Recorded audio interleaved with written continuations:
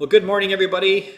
It is January 10th, 2022, and I appreciate you tuning in and watching this and want to wish you a happy new year. I hope it's starting out good for you. Lord knows we need it this year.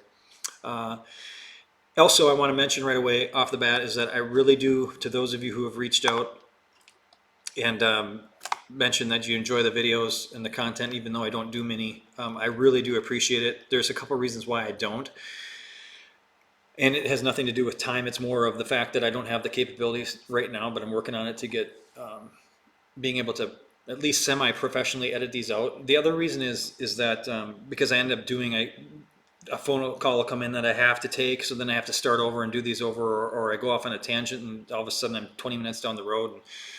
And so I have to start over again and try to condense a bunch of information down. What I'm going to do is chunk these out into, and so they'll make sense, probably not singularly, but as this goes on, it's going to make more and more sense as far as my perspective on these things, because it's really hard to condense information that needs to be shared, I think, into a 10-minute video. It's almost impossible, certainly without being misconstrued. And so reason number two is that being misconstrued is the number two reason why I don't, because, and for my friends that know me well, you're probably going to laugh at this if you're watching this, but say we're out at a social gathering or a function or out to eat or whatever, dinner, eventually, if you talk to me long enough, we're going to have the conversation about how rigged the markets are, how the Fed is a criminal cartel, how our government's corrupt, and all of these things need to be fixed and what to do to fix them and solve the problems. Not everybody sees it that way. I would challenge everybody, though, to look intrinsically and deep down inside and ask themselves the questions, are you more free than you were 10 years ago? Minus all the digits in your IRAs and your 401ks and your bank accounts and stuff, minus all the material things that honestly at the end of the day that don't mean crap in your life. I know they provide some form of, I guess, happiness and whatnot, but at the end of the day, it's your family and your existence here. That did you make this place a better place after you leave? It's really hard to have these conversations without kind of introducing some of this stuff, because it all impacts it. It all affects it. In fact, I'm going to make predictions here, and this is why I'm doing this video. And my predictions are based on those fundamental ideas and beliefs that I hold about it all, and about where we're going and who's doing it and why. I mean, the fact is that we don't have, as I mentioned in other videos that are off business videos, is that we don't have a true capitalist system. We have a corporate social welfare system. It's a soft fascist state. And so having that perspective and talking about these things, you have to understand why, if I'm going to introduce some of the things I introduce, why I'm saying these. And it's really hard to have these conversations, especially to make it fun and informative. And then not to mention there's obviously people who disagree, which is fine. I can be totally wrong, and we all are from time to time. But my predictions for this market and moving forward, I'm very much bullish. I have been bullish for the housing market for the last 7-8 years for sure, probably closer on 11, when I realized something, and that is that they're really going to continue to lower rates until it doesn't mean anything. And so what I'm seeing in my industry and the things that I read is that the big buzz, of course, is inflation. Two things: inflation and interest rates. The Fed, of course, is talking about raising rates throughout the year and having these rate hikes throughout the year. You know what, folks? For the last 10, 12 years, they've been saying the same thing, and it's every year. It's January, and then mark my words, come June, July, they're going to have another conversation about another rate hike and blah, blah, blah. And I'm not saying that they won't hike rates, but it's going to be meaningless. If they really wanted to save the economy, and I'll do another video on that, they would have done things differently a long time ago. And if they wanted to make our money meaningful, they would have did different things differently a long time ago. So that's not part of the plan. As far as interest rates, look at it this way, folks. Forget what the pundits say. Forget what the headlines read. Forget what the Fed says. And I don't even know why they're doing it. It's certainly not to scare buyers into the market, because as a buyer, you guys know what I'm talking about. It's hard enough to find a decently priced house and not be competition with another buyer or 4 or 5 other buyers. So you already know that that's hard to find. So they don't need to be scared into the market. I don't know if they're trying to say what they're going to do to somehow make investors in the stock market move one way or another. That's certainly possibly it, but I think they're hip to that game now too, and have already priced in anything into the market before they even mention anything anyway. So I'm not sure why they even come out and say anything, to be honest with you. But look at it this way and ask the fundamental questions. Look, it wasn't so long ago that I did a video on how we just passed as a nation, the 100% debt to income ratio. The only reason, and keep in mind, we're at 130% right now, debt to income as a nation. I mean, you couldn't go out and buy a house at 100% debt to income, let alone 130%, but we can certainly function that way as a society, go figure, right? That will come to a head. The chickens will come home to roost.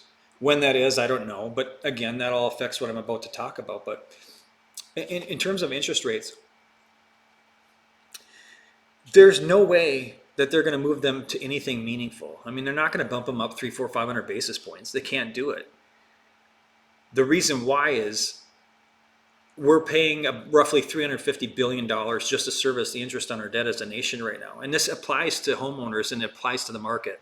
The same thing I'm going to talk about now absolutely applies. So if they raise rates to 4 or 5%, you're going to be paying 4 or 5 times that right now. You know, $2-3 trillion. Now keep in mind that's at current debt levels. Our debt is expanding exponentially as a nation at this point. And maybe I'll do a video on Keynesian theory as far as being able to inflate our way out of debt. I am going to do one actually about that. Being able to inflate our way out of debt, which is absurd because you can't control every mechanism that comes into play with that. So there's no way in 10 years our debt's still going to be 30 trillion. We're certainly not going to pay anything off. We know that. I mean, if we could have paid off our debt, we'd have done that a long time ago. So we're definitely not going to pay anything off. I don't think it's going to be at a state of equilibrium where it stays where it's at. So I think at best we can say that it's going to go up. Well, we only bring in roughly 3 trillion in income. So basically what I'm saying is to pay off everything that we need to pay off and pay it down. It's not going to happen. They can't do it. So factor that into housing now. The same theory into housing. Take $100,000. I know it's cheap, $100,000 house, just easy calculation. We're at 3% roughly to go out and get a loan. Just say so we're at $300 to service interest on that debt. Principal and interest, taxes, insurance. You're looking at $600 a month for a payment rate. And I don't know what the true number is. If it's 87% of people right now, households are living paycheck to paycheck. So you mean to tell me that if rates go up to 4 or 5%, which is obviously, you know, $400, $500, $600, $700 a month. If it's 700, if we go up to 6% interest rate, that's all of a sudden $600 a month. Taxes, insurance. Now you're up to $800 a month. You doubled your payment, almost tripled your payment for that same house. You don't think that house is going to have downward pressure on pricing? It absolutely will, and they know this. And so if they want to end the system and they want to bring asset prices down, that's certainly what they could have done. And I would argue they should have done it years ago, but they haven't because it's not part of the plan. And so the fear factor and the Fed saying all this stuff is, as it has been for the last 10 years, complete fluff. If you look over the course of 10 years and take every quarter and plot interest rates on a chart, it's a linear regression down. It's, in my opinion, going to continue to be a linear regression down to the point where we're probably going to go negative rates, and we're probably going to pay to have rates, pay money to the banks to loan our own money back to us at some point in time. And if that happens, man, that's a whole different conversation. But to address what I've been seeing in the news about inflation, I'm going to do a separate video on that because we'll probably come up about 10 minutes already on this one. I just wanted to talk about interest rate in the Fed meeting and what people in my industry are saying and what I'm seeing in the news being put out and how that's going to affect the markets and whatever. I just don't see any meaningful rate hikes. I don't think they can do it. And unless something changes dramatically and we get Austrian, philosophically Austrian economic people into office, they're going to continue to do what they do until they can't. And at that day, folks, I hope you're prepared, not just monetarily, but mentally as well, because it'll be a trying time. But in the short term, if you're a buyer, and I've had these conversations, like I mentioned in the last video, over the last 4 or 5 years, buyers would say, 5 years ago, if I have a conversation with a buyer would say, well, I'm not really in the market, but well, why not? Why aren't, what's stopping you? Well, we're just in need of a correction. This is the longest we've been and gone as a market without a correction. Well, that might be true, historically speaking. It's a pretty small timeline that you're looking at. But that might be well and good, but who's to say that where we're at now isn't the new baseline? And I bet those people would have liked to have bought 4 years ago, 5 years ago, not just in terms of because house prices have risen so dramatically, but also because so has rent. I guarantee that rent hasn't stayed the same because those are going up. So if you're a buyer looking to get in the market, I would say continue to look. I don't see any factors coming into play as of yet, and that certainly could change depending upon how authoritarian certain things move. We're seeing a lot of things happen throughout the world right now that don't look good. But until those things ramp up, and I'll certainly do a video before that happens, but right now, all things being equal, interest rates, oil, inventory, like the things that I mentioned in previous videos, we can suffer a change in one of those three at a time without it affecting. Of course, employment is a big one too. Who knows where that's going to end up in the next 3 months. But all things being equal at this point in time, I still think it'll be a great market for sellers to capture good pricing on their houses. And I think buyers, it's a great time to get in because you can still get into a house that's cheaper than what you can certainly rent it for by at least probably half. So that's my prediction.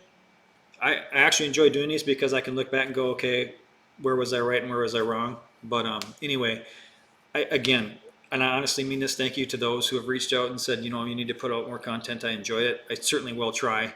And sincerely, I hope this is a good year and prosperous year for everybody, and that we can start to focus on building ourselves up spiritually and getting some mental clarity to our lives, because I know for a fact that a lot of people I know personally are suffering from a lot of things. And so hopefully this year we can maneuver this in a positive way, but it's going to be together and it's going to be listening. So anyway, make it a great day. I appreciate you taking the time. And if anybody has any questions about anything, please reach out. I'm more than willing to entertain those. I actually find joy in being of use and service to people. So anyway, make it a great day and look forward to talking to you soon. Bye.